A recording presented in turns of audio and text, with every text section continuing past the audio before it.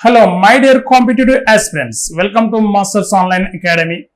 First of all, I wish you 80th Happy Independence Day. So, in this class, we will discussing about a new central scheme from the government, that is Saptadhara, the 7 pillars of Saptadhara. You know, Saptadhara scheme ఏంటి అంటే ఇక్కడ సప్తధార అని గుర్తుపెట్టుకోండి. So ఆ scheme ఏంటి? PM Modi 7-point vision for Viksit Bharat 2047. Viksit Bharat చేరుకోవడానికి భారతదేశాన్ని ఎక్కువ అభివృద్ధి పదంలోకి తీసుకురావడానికి సెంట్రల్ గవర్నమెంట్ తీసుకొచ్చిన మరో కొత్త scheme, another new scheme, that is Saptadhara 7 pillars of Viksit Bharat 2047. So it's very important current affairs bit actually. So రిలీజన్ నోటిఫికేషన్ తెలంగాణలో వచ్చిన నోటిఫికేషన్లు కానీ అప్కమింగ్ నోటిఫికేషన్లకి, అదేవిధంగా ఏపీ కానీ అదర్ సెంట్రల్ లెవెల్ ఎగ్జామ్స్ అన్నింటిలో కూడా ఇంపార్టెంట్ థింగ్గా దీన్ని తీసుకోండి. సో ఇక్కడ మోస్ట్ ఇంపార్టెంట్ కరెంట్ అఫైర్స్ అని చెప్తున్నాను. మరి దానికి సంబంధించిన what is the main importance అంటే means what is the important of Saptadhara తీసుకున్నప్పుడు, so 80th Independence Day on August 15, 2026, our Prime Minister Narendra Modi introduced the Saptadhara, meaning of 7 streams of strength as a broad roadmap of India future growth and development.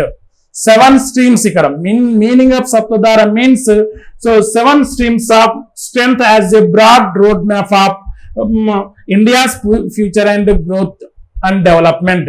Okay, so ఈ 7 pillars, మరి ఈ సప్తధారలో ఉన్న 7 మూల స్తంభాలకు సంబంధించిన అంశాలు ఏంటి, ఒక్కొక్క అంశం దేన్ని మనకి ఇక్కడ ఫుల్ఫిల్ చేస్తుంది అనే అంశాన్ని ఎగ్జామ్ పాయింట్ ఆఫ్ వ్యూలో గుర్తుపెట్టుకోండి. 7 అంశాలు, వాటికి సంబంధించిన అంశాలు కూడా మళ్ళీ మనం గుర్తుపెట్టుకోవాలి.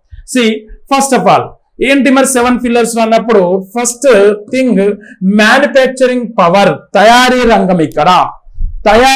ఇక్కడ ఇండియన్ ఎకానమీలో ఈ పారిశ్రామిక రంగం ఏదైతే ఉంటుందో దానికి సంబంధించిన అంశం manufacturing sector or manufacturing power.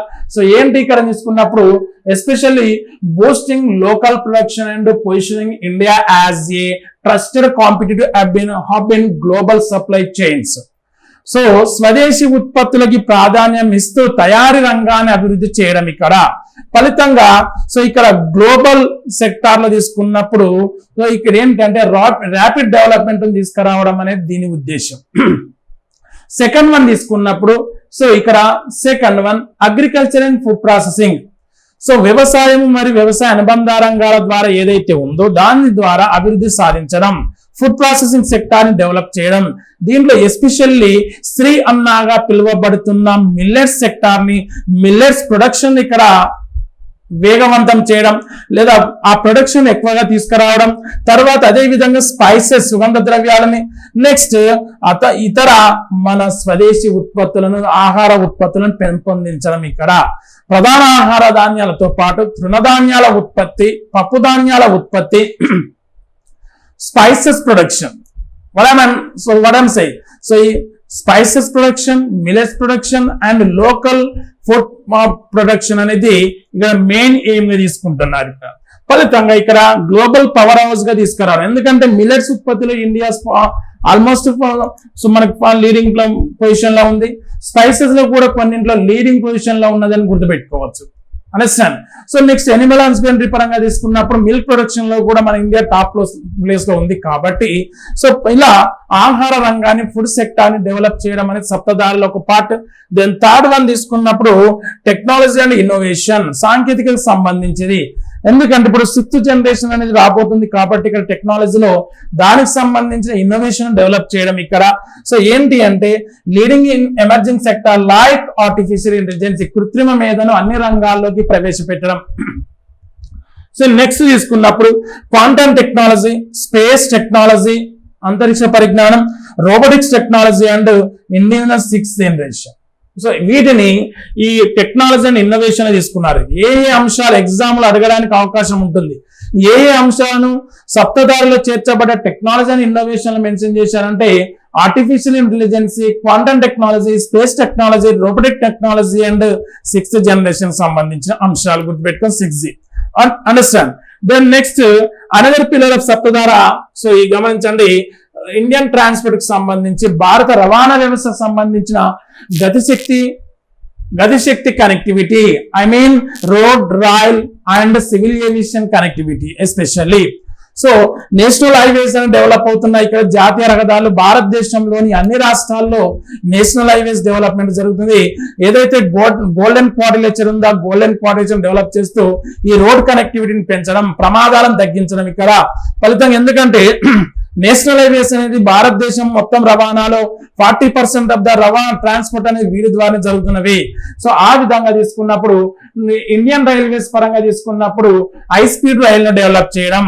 So మనం వందే భారత్ తీసుకున్నాం, తర్వాత అదే విధంగా బుల్లెట్ ట్రైన్ అనేది రాబోతుంది. కాబట్టి అంశాలు తర్వాత ఈ ఓడరేవుల అభివృద్ధి, పోర్ట్స్ ఇక్కడ. సో లోయర్ లాజిస్టిక్ కాస్ట్ ఇక్కడ సాధారణంగా ఈ వస్తు రవాణా పరంగా తీసుకున్నప్పుడు ఓడరేవుల అభివృద్ధి, అదే విధంగా సివిల్ ఏవియేషన్ ని కూడా డెవలప్ చేయడం అనేది గతిశక్తి కనెక్టివిటీలో ఒక భాగం. కాబట్టి ఇది కూడా మోస్ట్ ఇంపార్టెంట్. 5th వన్ తీసుకున్నప్పుడు defence and self Reliance. So సైన్యం అంటే ఈ ఆయుధ సంపత్తిలో మనం ఆల్మోస్ట్ ఒక స్వయం సమృద్ధి సాధించడం, ఫలితంగా విదేశాలకు లేదా ఇతర దేశాలకి సో మన ఈ ఆయుధ సంపత్తిని ఎగుమతి చేయడం.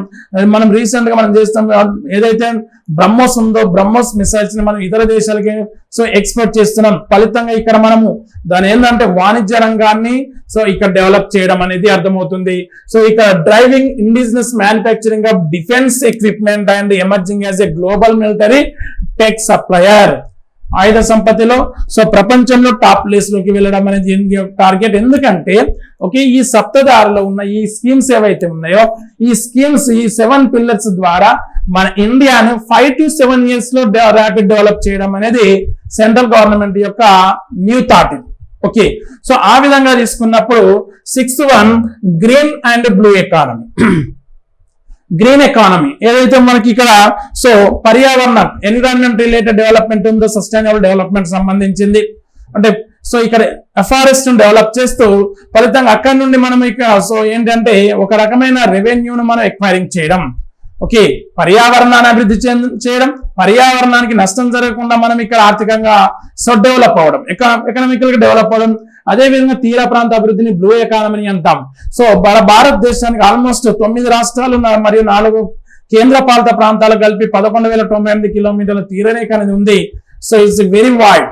ఓకేనా, ఎక్కువ విశాలమైన తీరరేఖ ఉంది కాబట్టి ఆ తీరరేఖ ద్వారా మనము సో ఏదైతే ఫిషింగ్ తీసుకోవచ్చు లేదా ఇతర సో ఇక్కడ సెక్టార్స్ ని, ఎకనామికల్ సెక్టార్స్ ని, కారిడార్ ని డెవలప్ చేయడానికి సో బ్లూ ఎకానమీ డెవలప్ చేయడం. ఫలితంగా ఇంకొకటి ఏంటంటే మరి ఇక్కడ పర్యావరణానికి హాని కలగకుండా తీసుకొస్తున్న గ్రీన్ హైడ్రోజన్ కూడా మనకి ఇక్కడ ఇంపార్టెంట్. గ్రీన్ మీన్స్ పర్యావరణానికి హాని కలగకుండా మనము సో హరిత ఇంధనం ఏదైతే ఉందో హైడ్రోజన్ ఇంధనాన్ని మనము రీసెంట్ గా మనం లాంచ్ చేయడం జరిగింది. సో ఏంటి, భారతదేశంలో మొదటి హైడ్రోజన్ తో నడిచే ట్రైన్ మనం స్టార్ట్ చేయడం జరిగింది. అండర్స్టాండ్? సో ఆ విధంగా మనం గుర్తుపెట్టుకోండి. తర్వాత సో నవీన ఇంధన వనరులను అభివృద్ధి చేయడం. శిలాజ ఇంధనాల వాడకం వల్ల పర్యావరణ నష్టం జరుగుతుంది. సో పర్యావరణాన్ని మనము అంటే సో ఏదైతే కర్బన ఉద్గారాలు తగ్గించాలని మన కేంద్ర ప్రభుత్వం సంకల్పిస్తుందో దానిలో భాగంగా నవీన ఇంధన వనరులను డెవలప్ చేయడం. సో అదే విధంగా మ్యారిటైమ్ రిసోర్స్ డెవలప్ చేయడం. ఇక్కడ సో తీర ప్రాంత వనరులను అభివృద్ధి చేయడం, తీర ప్రాంత వనరులను ఇక్కడ మనము ఉపయోగించుకోవడం అనేది సో ఇక్కడ గ్రీన్ అండ్ బ్లూ ఎకానమీలో భాగం. కాబట్టి ఈ మోస్ట్ ఇంపార్టెంట్ 7th వన్ వచ్చేసి 7th pillar of Saptadhara soft power. Soft power means ఇక్కడ especially health care, Ayurveda in health care, ఆరోగ్య రంగాన్ని అభివృద్ధి చేయడం ఇక్కడ. సో దాంట్లో ఆయుర్వేదాన్ని డెవలప్ చేయడం, తర్వాత పర్యాటక రంగాన్ని అభివృద్ధి చేయడం. ఇక్కడ భారతదేశ పర్యాటక రంగం అనేది చాలా ఉన్నతంగా ఉంది కాబట్టి దాన్ని ఇంకా డెవలప్ చేయడం, సినిమా రంగాన్ని ప్రపంచ గ్లోబల్ లెవెల్ తీసుకెళ్లడం, గేమింగ్ సెక్టర్ ను డెవలప్ చేయడం. ఇక్కడ యానిమేషన్ అనేది ఇంకా ఇప్పుడు మనకు ఆల్మోస్ట్ డెవలపింగ్ స్టేజ్ లో ఉంది కాబట్టి దాన్ని ఇంకా ర్యాపిడ్ గా డెవలప్ చేయడం. And digital content is the most important ఇక్కడ. సో ఇవి సాఫ్ట్ పవర్ లో ఉన్న అంశాలు. ఏ అంశాలు ఉన్నాయంటే మీకు Ayurveda, health care, next tourism, cinema, gaming and animation, next and finally digital content. ఇవన్నీ సాఫ్ట్ పవర్ లో భాగాలు. ఇవి 7 పిల్లర్స్ ఆఫ్ సప్తధారగా తీసుకోండి. ఏంటి 7 pillars of Saptadhara? First names గుర్తుపెట్టుకోండి. Manufacturing power first one, second one వచ్చేసి agriculture and food processing, third one వచ్చే technology and innovation, fourth one వచ్చేసి Gatishakti connectivity, fifth one defence and self reliance, sixth one green and blue economy, seventh one soft power. ఈ names first గుర్తుపెట్టుకొని తర్వాత వాటికి సంబంధించిన explanation మనం గుర్తుపెట్టుకుంటే better గా ఉంటుంది. దానికి సంబంధించిన ఒక మైండ్ మ్యాపింగ్ కూడా మీరు గమనించండి. Prime minister Narendra Modi's vision Saptadhara. First manufacturing power first one. తర్వాత తీసుకున్నప్పుడు ఫుడ్ ప్రాసెసింగ్ అండ్ అగ్రికల్చర్ లేదా agriculture and food processing sector. So next fifth one తీసుకున్నప్పుడు టెక్నాలజీ, సారీ ఇది సెకండ్, ఇది third one technology and innovation. And so fourth one Gatishakti connectivity. And fifth one తీసుకున్నప్పుడు ఇక్కడ fifth one green and blue economy, sixth one defence Rashtra Shakti, ఓకేనా, defence and self reliance, seventh one soft power. ఈ 7 అంశాలని, ఈ 7 మూల స్తంభాలు ఉన్న కొత్త స్కీమ్ ఏదైతే ఉందో సప్తధార అనేది, ఈ సప్తధార ఈ విధంగా మీరు కాంపిటేటివ్ ఎగ్జామ్స్ పరంగా గుర్తుపెట్టుకోండి. ఇక్కడ నుండి సంవత్సరం వరకు వచ్చే ఎగ్జామ్స్ అన్నింటిలో ఇలాంటి స్కీమ్ అడగడానికి అవకాశం ఉంటుంది. ఎక్కడ నుండి స్టార్ట్ చేశారు, దాని యొక్క మెయిన్ ఏమేంటి, Saptadhara main, what is the main aim of Saptadhara అన్నప్పుడు 5 to 7 years లో ఇండియాను డెవలప్ చేయడం, ఒక షార్ట్ వేలో డెవలప్ చేయడం అనేది దీని మెయిన్ వే. సో మరి ఏమేమి అంశాలు తీసుకున్నాడు, 7 రంగాలను దీంట్లో తీసుకున్నాడు.